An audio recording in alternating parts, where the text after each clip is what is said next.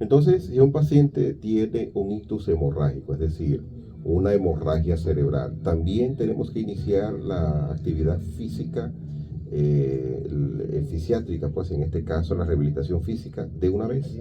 Sí, como te decía, la literatura y muchos estudios hablan de que hay que esperar un tiempo de aproximadamente 21 días, ¿verdad?, para iniciar la rehabilitación en un paciente por el riesgo a que pueda nuevamente a sangrar. Sin embargo, si nosotros ya con las primeras dos tomografías, digamos así, en la 72 y ya a la semana, vemos que no hay ningún tipo de imagen que me pueda a mí impresionar de que pueda suceder eso, debemos iniciarlo inmediatamente. Claro, no con tanta violencia, eso sí, hay que hacer movimientos pasivos, pasivos, es decir, con la ayuda del fisioterapeuta o del familiar, a veces que inclusive hoy por hoy a través de YouTube hay muchos videos, ¿verdad?, donde se pueden realizar los ejercicios, aquellos, como tú bien lo dices, que no tienen acceso a poder pagar una rehabilitación, un servicio, pero con la orientación, yo de hecho lo hago, yo cuando hago la atención domiciliaria, los pacientes me dicen, doctor, no puedo pagar el fisioterapeuta, ¿cómo usted nos puede ayudar? Claro. Y yo los envío y los voy direccionando y los voy guiando, y lo que hago es que superviso cada 3 semanas, cualquier duda les digo que me llamen. ¿Por qué? Porque uno también debe estar o sea, tiene que ser empático en ese sentido, ¿no? Entonces, y realmente estoy convencido de que el familiar va a querer, ¿verdad?, va a tener mucho más empeño y con una intención muy diferente a que lo hiciera otro, pues, o sea, que era ajeno al vínculo del paciente. Y de verdad que hemos tenido buenos resultados, ¿no? Hemos tenido buenos resultados. El, el, todo paciente, todo paciente se debe tratar de manera independiente. Individualmente. O sea, no se puede hacer un librito de que así vas a trabajar el paciente. Por eso que es importante la evaluación previa médica, tanto del neurólogo como del fisiatra, para entonces uno poder determinar, ¿verdad?, qué es lo que realmente le va a funcionar a este paciente, porque al final lo que estamos buscando es función y mejora de la calidad de vida. Y también a veces nosotros vemos lesiones que digamos, bueno, no, mira, hasta ahorita podemos dar esto, pero sin embargo tenemos que dar alternativas, porque eso es lo que busca la gente en uno, ¿no? Nosotros tocamos mucho la fibra del familiar. A nosotros nos toca la peor parte, yo sé, porque nos toca trabajar la limitación y el dolor. Sí, ambas. ¿Entiendes? Entonces, uno tiene que, digamos, ser bastante sensible en ese sentido y ponernos en los pies de ese que te está buscando a ti, porque tú eres aparentemente la respuesta y la solución de lo que él está buscando.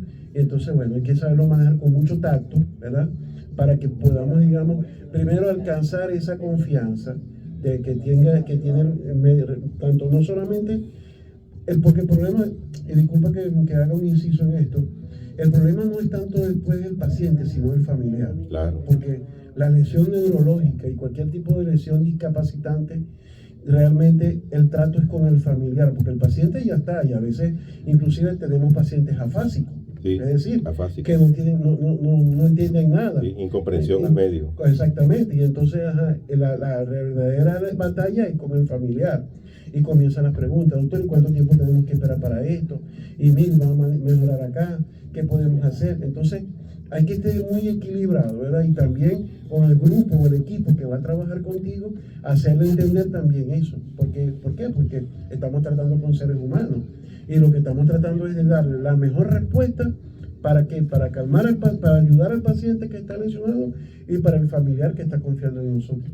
Claro, sí, excelente explicación que nos das. Bueno, no esperaba menos de ti sobre esta explicación con tu experiencia y sobre todo con esa humildad que lo haces. Sé que así es, ayudando a nuestros pacientes desde el punto de vista no solo físico, sino también desde el punto de vista espiritual, desde el punto de vista en los consejos para mejorar sus emociones sobre todo. Pero es un paciente que ha venido realizando actividades de una manera, como si podemos decirlo, normal o hasta excedido, porque son pacientes que son emocionalmente muy hiperactivos y estresados y estresantes. Y estos pacientes, al verse en esa limitación, evidentemente que van a presentar mucha depresión, a la vez mucha ansiedad. Son pacientes que van a creer que hasta allí llegó su vida, que ya no van a poder moverse más, que no van a tener esa disponibilidad a posterior de emprender su vida como antes lo hacían. De tal manera que te toca un trabajo bastante difícil, porque no solo tienes que ser fisiatra, tienes que ser psicólogo, tienes que ser médico familiar, porque a veces el familiar es como que es un poco más difícil. Y claro, evidentemente no lo estoy diciendo de manera fuerte, ni mucho menos de manera grosera, sino de una manera elemental, porque cuando tu familiar allegado, tu mamá, tu papá, alguien de tus hermanos, etcétera, presenta una enfermedad cerebrovascular que ha afectado evidentemente no solamente el lenguaje, el habla, sino también la función musculoesquelética, el paciente también se estresa de igual forma, porque ya va a ser un doble trabajo, el trabajo del paciente y el trabajo del cuidador, de tal manera que te toca ser también psiquiatra, te toca hacer de todo, de todo. Yo creo que el fisiatra evidentemente es el que tiene que tener una integridad, en este sentido, ser muy integral en este aspecto, puesto que le toca un papel bastante arduo y que evidentemente tener sobre todo, como lo sé, que tú lo haces y lo pregonas, la palabra de Dios por delante para ayudar a cada uno de nuestros pacientes. Amén. Así es, Giuseppe, y tú dijiste algo muy importante, ¿no? Que también sirve de manera preventiva, o sea, el estrés, la ansiedad, la depresión, ¿verdad? Sí. Es uno de los causantes principales de estos, que para sufrir una lesión de tipo cerebral central, ¿no? O central. Y eso es uno también que forma parte del cambio de esos hábitos saludables, ¿verdad? De esa transformación que debemos de tener en nuestra vida. Justamente ¿para qué? Para que esos genes que tenemos allí no los podamos activar con nuestra personalidad y con nuestra conducta, ¿no?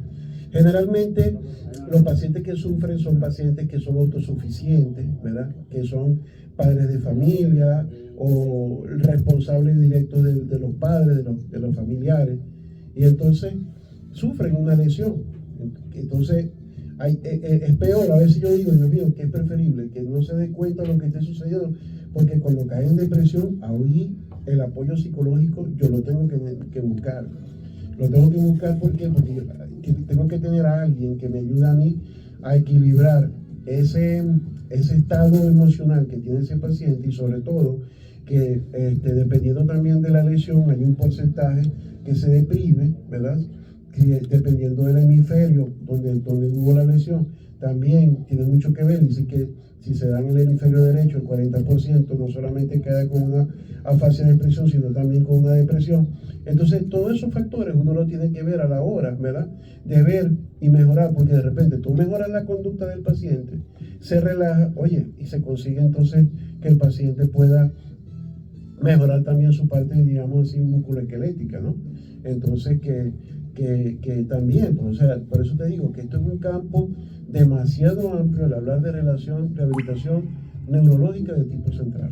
Sí, así es. Evidentemente que todas estas cosas, ya conversando más a fondo en cuanto a la enfermedad cerebrovascular, bien sea isquémica o hemorrágica, como muy bien tú la acabas de disertar hacia nuestro público. El trabajo desde el punto de vista psicoemocional, el trabajo desde el punto de vista,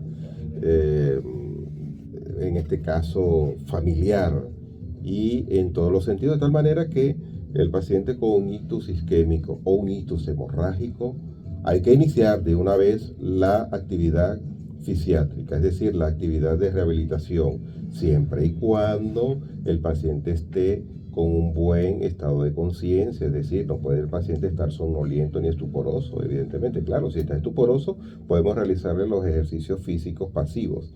Para evitar las deformidades, sobre todo, ¿no? Exactamente, Sí. en el Y hospital. los vicios de posición, por ejemplo. Y los vicios de posición. Pero si el paciente está consciente, evidentemente hay que iniciar de una vez, siempre y cuando el paciente no tenga crisis hipertensiva, no tenga algún otro problema que impida, en este sentido, iniciar.